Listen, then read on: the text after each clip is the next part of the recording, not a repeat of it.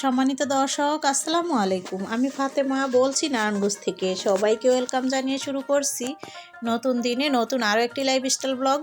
আশা করছি পুরো ভিডিওটি আপনারা শেষ পর্যন্ত দেখে নেবেন। এই তো আসরের সময় চা খেতেছি, আর এখানে হচ্ছে সাপ্তাহিক মেলা বসে। সেই মেলার খেলা হইতেছে কেন বলছি, এইখানে হচ্ছে লটারি বিক্রি হইতেছে আর সব মানুষ ভিড় করে আছে। তারপর তো আমি বের হইলাম। তো এই যে এখানে হচ্ছে বাচ্চাদের অনেক হান্ডি পাতিল দেখেই কিনতে মন চায়, মনে হয় যে আমি ছোট বাচ্চা হয়ে যাই আর আমি এগুলো নিয়ে খেলতে বসে পড়ে যাই। মেয়ে মানুষের জীবনটা বড়ই অদ্ভুত, তাই না? আমরা ছোটবেলায় এগুলো দিয়ে খেলতাম, তখন মিথ্যা মিথ্যা খেলতাম, আর এখন সংসার জীবনে বাস্তবে খেলি। যাই হোক, এটা হচ্ছে আমি আমার নাতনির জন্য কিনতেছি, যদিও আমার নিজের নাতনি না, আমার বাসুরের যে নাতনি তার জন্য কিনলাম। আরেকটা হচ্ছে আমার দেবরের মেয়ের জন্য কিনলাম। তো যাই হোক, আমার কাছে যেগুলো ভালো লাগবে সেগুলো কিনবো। আর এখানে তো হাঁডি পাতিলের শেষ নাই, সংসার সাজানোর মতো অনেক কিছু এখানে আছে। আসলে এগুলো কেনার জন্য অনেক টাকার প্রয়োজন। এই তো আমি স্ট্যান্ডটা দেখতেছিলাম, গ্লাস স্ট্যান্ডটা, তবে প্রাইসটা বেশি, এই জন্য ওইটা আর নিলাম না, কারণ নিউ মার্কেটে ওগুলোর প্রাইসটা আরও কম আছে। তো এই যে এখানে হচ্ছে অনেক খেলনা বাচ্চাদের। তো দেখুন, দেখতে অনেক ভালো লাগতেছে, সেগুলো আপনাদের সাথে শেয়ার করছি। আসলে মেলাতে যা যা উঠছে সব কিন্তু শেয়ার করা যাবে না, তবে যেগুলো যেগুলো একটু শ্যুট করেছি সেগুলোই আপনাদের সাথে শেয়ার করতেছি। এখানে কিন্তু অনেক কিছু নিয়ে একটা মেলা বসে, এটা সপ্তাহে একদিনই বসে, শুক্রবারে। তো এই ভিডিওটা ছিল কালকের, তো আজকে আমি সেটা আগেই দেখাই দিচ্ছি। তারপর সারাদিন যা করলাম সেগুলো আপনাদের সাথে শেয়ার করব। তো এখানে পর্দা আছে, তারপর হচ্ছে বিছানার চাদর, পর্দা। এখানে কিন্তু মহিলারাও বিক্রি করে, পুরুষ মহিলা সবাই কিন্তু বিক্রি করে, যার যেটার কি রুচি। তো যাই হোক, এই তো এখানে সুতা, তারপর হচ্ছে গুতামও আছে, অনেক কিছু আছে। আমি তো সব কিছুর নামও বলতে পারবো না। ব্যাগ আছে, তারপর হচ্ছে জুতা আছে, ভালো মন্দ মিলাই আর কি থাকে, দামি কম দামি সব কিছুই এখানে পাওয়া যায়। তারপরে এই যে কসমেটিক্স, জুয়েলারি সবই আছে এখানে। খাওয়ার জন্য অনেক আইটেম আছে এখানে।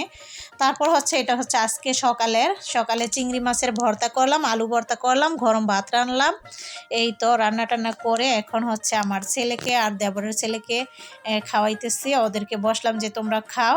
তারপর হচ্ছে আমি চলে গেছি কাপড় কাটার জন্য, আপনাদের ভাইয়া আসলে আবার খাবো। সকালে চা খেয়ে চলে গেছিলো, চা বিস্কিট খেয়ে, এখনও আসে না। ওইখানে তার অনেকগুলো কাজ আছে, এই জন্য আর কি লেট করতেছে। তো আমিও অপেক্ষা করতেছি। মেয়ে মানুষরা যদি, ঘরের বউ বিশেষ করে যদি হাজব্যান্ডকে রেখে খেয়ে ফেলি, নিজের কাছেই যেন ভালো লাগে না। আসলে আমাদের মেয়ে মানুষের এটা স্বভাব। আমাদের তো আর খেতে মানা করে নাই, তবুও কিন্তু ওই যে একটা মানবতা বলে কিছু আছে। তো এই জন্য অপেক্ষা করতেছি, আপনাদের ভাইয়া আসলে তারপর খাওয়া দাওয়া করে নিব। এই ফাঁকে আমি কাপড় কেটে নিচ্ছি। শারমিনও চলে আসছে, ও থালাবাটি ধুইতেছে। আর সকালে তো আমি যা যা ধোয়ার ছিল ধুয়ে ফেলছি, এখন ও ধুইতেছে, এরপর ওর যা যা কাজগুলো আছে সেগুলো করে নিবে। তো এই যে এখন হচ্ছে আমি কামিজটা কেটে নিয়ে তারপর হচ্ছে একটু সেলাইও করতে বসে পড়েছি। তবে রান্না করার জন্য আবার চলে আসলাম, পুরোটা কমপ্লিট না করেই। তো এখানে হচ্ছে যে জাটকা মাছ, মানে জাটকা মাছের চাইতেও একটু বড় সাইজ, যেটা ইলিশ মাছের বাচ্চা এটা। যাই হোক, সেটা হচ্ছে আমি মরিচের গুঁড়া আর হচ্ছে হলুদের গুঁড়া লবণ দিয়ে মাখিয়ে ভেজে নিব। ভেজে রান্নাটা করব। এইসব ছোটো ভেজে রান্না করলে খেতে ভালো লাগে। আর রান্না করব হচ্ছে নতুন আলু আর টমেটো দিয়ে রান্না করব, একটু ঝোল রাখবো। যদিও দুপুরে আমাদের খাওয়া হয়, ইদানিং কিন্তু শীত আসছে হয়তো আমরা রাতে খাবারটা খাই না, এই জন্য কম করেই রান্না করি। আপনাদের ভাইয়া আমি খাই না, আমার মেয়েও খায় না। তো সাইফুল আর ইয়ামিনী রাতের খাবারটা ওরা খায়, ওরাও খাইতে চায় না, কিন্তু ওদেরকে জোর করে খাওয়ানো হয় যে তোরা তো আর মোটা হস না, তোরা শুকনাই আসো, তো খেয়ে নে, এই জন্য আর কি ওদের খাওয়াই। তো ওরা হচ্ছে খাইতে চায় না আর কি। তো আমরা তো অন্য অন্য যে খাবার সেগুলো খাই, যেমন গাজর, সবজি, দুধ, ডিম এইসব। তো এখানে হচ্ছে পেঁয়াজটা হয়ে গেছে, একটু বেশি হয়ে গেছে, তারপর আদা রসুন বাটা দিলাম, দিয়ে তারপর হচ্ছে আমি হলুদের গুঁড়া দিয়ে দিচ্ছি, তারপর দিয়ে দিব মরিচের গুঁড়া, দিয়ে এখন হচ্ছে একটু কাঁচা মরিচও দিলাম, কারণ মরিচের গুঁড়াটা কম দিয়েছি। একটু পানি দিয়ে ভালো মতো মশলাটাকে কষিয়ে নিব। স্বাদ মতো লবণটাও দিয়ে দিয়েছি। এখন মশলাটা কষানো হয়ে গেলে নতুন আলু দিয়ে দিলাম। নতুন আলু তরকারি খেতে কিন্তু ভালোই লাগে। এই পাশে ছেলে কিন্তু মাছের তরকারিটা খাবে না, তো সাইফুল ইয়ামিন যেন খাইতে পারে এই জন্য হচ্ছে মাংস ভেজে ওদেরকে দিয়ে দেই। প্রায় এই কাজটা করি। আর রান্নাটা তেমন একটা খাইতে চায় না, এই জন্য হচ্ছে আমি ভেজেই দেই, যেহেতু ওরা ভাজাটা পছন্দ করে। তবে ইয়ামিন হচ্ছে মাছ খায়, কিন্তু সাইফুল তো কোনো মাছই খাইতে চায় না, এই হচ্ছে সমস্যা। ওর জন্য কিছু না কিছু করতেই হয়, ডাল বা এরকম মাংস টাংস ভেজে দেই। আর মাছ যদি কড়া করে ভেজে দেই, বিশেষ করে বড় সাইজের যে মাছগুলো সেগুলো খাবে, এগুলোও খাবে না। তো এই তো আমি হচ্ছে ভাজা মাছগুলো বলক আসার পর দিয়ে দিলাম। আর এই তো কিছুক্ষণ পর আর কি ভাজা জিরা গুঁড়াটা দিয়ে দিলাম, ধনিয়া পাতা অল্প করে দিচ্ছি। আসলে এইসব গ্রানালা মাছে ধনিয়া পাতাটা না দিলেই ভালো, তবে দিলাম একটু সৌন্দর্যের জন্য আর কি। তো আপনারা চাইলে ধনিয়া পাতাটাকে স্কিপ করতে পারেন। আর আমি হচ্ছে ওই যে মাখানো যে মাংসগুলো সেগুলো কিন্তু ভেজে নিচ্ছি। এখানে আমি ওই সময় আদা রসুন বাটাটা আপনাদের দেখাইনি, তবে আমি আদা রসুন বাটা দিয়ে কিন্তু মাখিয়েছিলাম। ভুলে যাই অনেক সময়, ইদানিং অনেক কিছুই ভুলে যাই। তো যাই হোক, এইভাবে করে দিয়ে দিলাম, একবারই ভেজে নিব। ভাজতে দিয়ে আবার আমি চলে যাব সেলাই করতে, কারণ হচ্ছে ডালটা রান্না করে ফেলেছি আর মাছ তো রান্না করে ফেললাম। এখন এটা আর হচ্ছে ভাত হইতে থাকুক, আর এই ফাঁকে ফাঁকে আইসা আর কি নেড়ে দিয়ে যাব, তাহলেই হবে। এরকমভাবে ভেজে নেওয়ার পর আমি কিছু পেঁয়াজ দিব। পেঁয়াজটা অল্প দিব না, একটু বেশি পরিমাণেই দিব। এই মাংস ভাজার সাথে কিন্তু পেঁয়াজটা দিলে অনেক ভালো লাগে খেতে, আর বাটা মাখালেও সুন্দর একটা মানে মনে হয় যে একটা কি ঝোল বা কিছু দিয়ে মাখানো হয়েছে। শুধু ভাজাজি সেটা খেতে কিন্তু আবার ভালো লাগে না, শুকনো শুকনো লাগে। এই জন্য পেঁয়াজটা দিয়ে ভাজবেন, খেতে অনেক ভালো লাগবে আর স্বাদটাও অনেক সুন্দর আসবে, চেঞ্জ হয়ে যাবে স্বাদটা। তো আমি এখানে পেঁয়াজ কুচি কিন্তু দিয়েছি, পেঁয়াজটা হয়ে গেছে এই জন্য কম দেখা যাচ্ছে। যাই হোক, তো এই পেঁয়াজটা একদমই ভাজা ভাজা হয়ে যাবে, তখনই নামিয়ে নিব।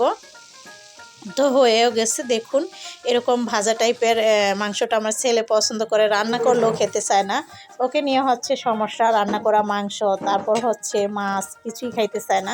আলু ভর্তা আর ডাল দাও তাহলে ও খাইতে পারে। তো সব সময় ওগুলো আপনাদের ভাইয়া কিন্তু পছন্দ করে না, যে এগুলো খাওয়া ভালো না, এগুলো খেলে শোল ফুলে যাবে। তো এই জন্য সেগুলো ওকে চাইলেও দেই না, মাঝে সাঝে করে দিই আর কি।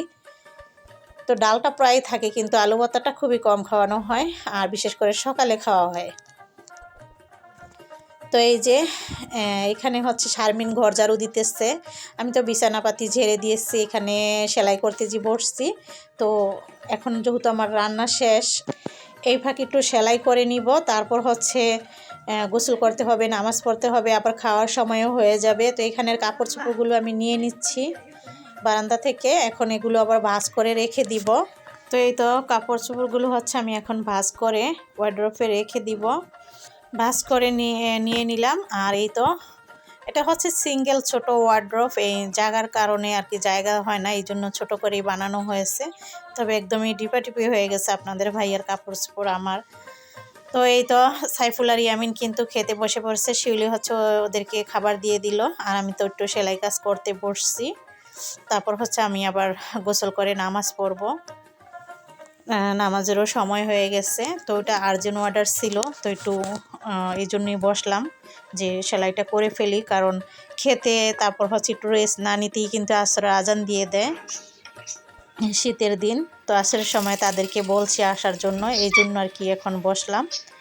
তো আমি সেলাই করে তারপর হচ্ছে নামাজ পড়ে নিয়েছিলাম, তারপর আপনাদের ভাইও চলে আসছিল।